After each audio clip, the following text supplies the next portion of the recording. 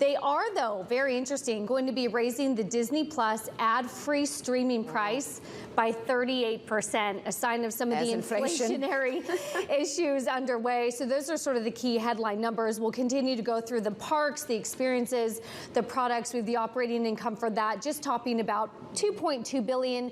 Third quarter Hulu and live TV subscribers come in maybe just right here on the nose, 4 million versus estimates of 4.1. And overall Disney third quarter revenue coming in 21.5 billion versus estimates of 21.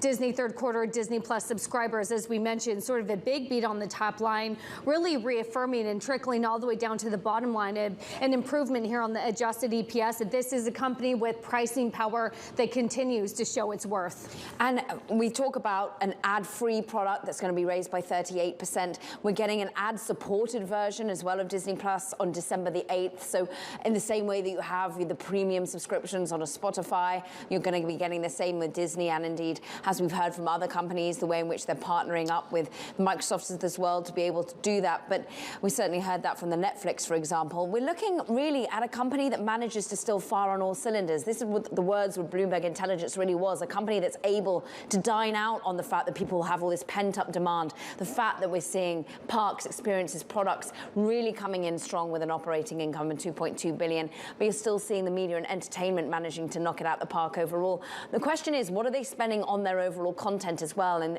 how much was perhaps the decision not to do the rights for the IPL, the all-important cricket in India, did that hurt them in any way? But with an addition of 14.4 million Disney Plus subscribers in just their fiscal third quarter, that of course does mean that they are adding again and again in terms of their streaming options. And we want to know what the full year guidance is going to be for 2024, Carol. Well, it's crazy, Caroline. I mean, the stock is up 4% in the after hours, shares of Disney, and we did see them start to trade higher just ahead of the release. But what's wild is this is a company that's showing that the pandemic play, right, streaming, they are really, really strong on that front, but they're also benefiting from the economy, opening up and everybody wanting experiences. So as you said, firing on all cylinders. But I got to say that Disney Plus subscribers, 152.1 million. The estimate was 148.4 million. That is some big outperformance. Certainly is. We want to be bringing in now some even more intricate detail with Geetha Raghunathan, I'm pleased to say, US media analyst for Bloomberg Intelligence. You previously have said this is a company that's firing on all cylinders, and the subscribers is better than anticipated in terms of the net additions for the third quarter.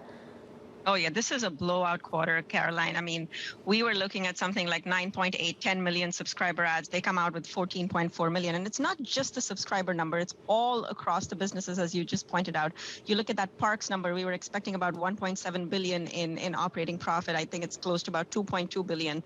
And really, I mean, this was such an important quarter because if you see so far, like streaming has really kind of been this mixed bag.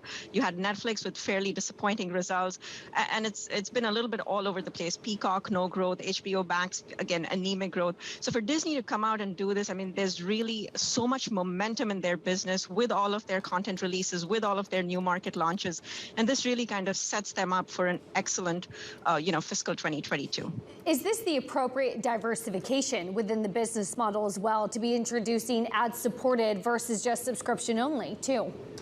Oh, absolutely. I think, and they have timed it so perfectly. I mean, we are entering a period when, you have so many of these macro headwinds, you have an inflationary environment, and they're clearly now making that product. Remember, first, they started the Disney Plus product off at a pretty economical price point, which kind of, gave them a lot of room for those price increases. But now as we head into this environment when everybody's kind of tightening their purse strings, just giving people that option of having that ad-supported version at a lower price point really opens up the market for them considerably, and it kind of, will reduce churn as well, especially as kind of people look to pare back on, 4, 5, 6 streaming services in this kind of an environment. So there is that lower price ad-supported service, that tier, but I mean, at what point do you start to worry about demand destruction?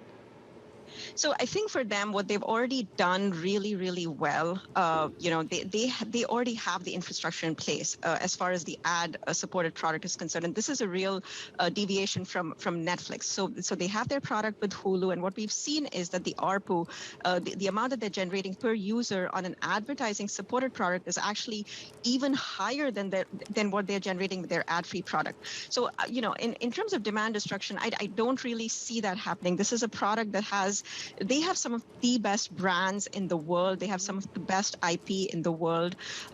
This is a product that really has a long runway that has a lot of legs. So, Geeta, what's the smart question on the analyst call here for Disney at this point? Because as you said, firing on all cylinders. I mean, it's really a blockbuster quarter for this company, but they're so reliant on the consumer. It seems like they feel confident enough to raise, prices at this point. So what's the smart question that we ask this company, especially as we still are concerned about maybe a slowing economy? Maybe it's not until next year. Yeah, that absolutely is going to be the question. I think that everybody is going to pose to them in terms of what they're seeing right now, in terms of pacings, in terms of per capita spending at the parks. But I think more importantly is really that question about the streaming subscriber guidance. Yes, they've had excellent results for this quarter. Yes, we know that momentum will continue. But remember, they are going to lose the rights to the IPL starting next year. So while we might not see any fall off in subscribers this calendar year, there's always that possibility that going forward next year, especially as the rights move to another platform, we might have a little bit of a drop off in subscribers. And remember, when we're talking about their goal of 250 million subscribers, about 80 to 90 million of those are on that Indian Hotstar platform. So cricket is absolutely pivotal for them in order to attract that subscriber base. So we're really going to look for commentary to see, what that subscriber target is going to be. Geeta, I also wonder about the dividend. Disney was famously a dividend stock for a long time. Any expectations for what we'll hear about their dividend this year? So they have kind of, ever since their Fox transaction, they actually paused, capital returns, and especially after the pandemic, they really had to kind of preserve liquidity.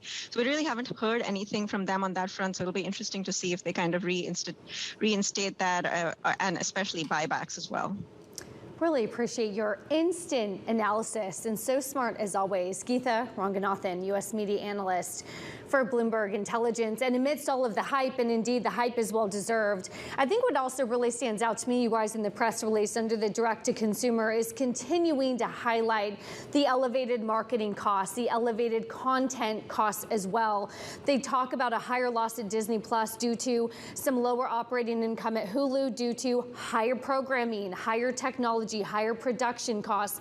They talk about that at Hulu. They talk about that at ESPN Plus as well. So the cost of content, at least for now, doesn't look like it's getting any cheaper. Yeah, and having to make the profitability work on the actual more linear television, the ABC, for example, is because they're dialing back on marketing spend. They're dialing back on some of the cost spend overall because some of the advertising revenue coming in a little bit lighter than had previously been had. But they do mention, of course, the focus on the IPL as well, adding matches to the current season. But all of this is something that we're going to watch from an international basis and from a domestic basis as well. But really, the CEO sounding pretty bullish across the board, it would feel.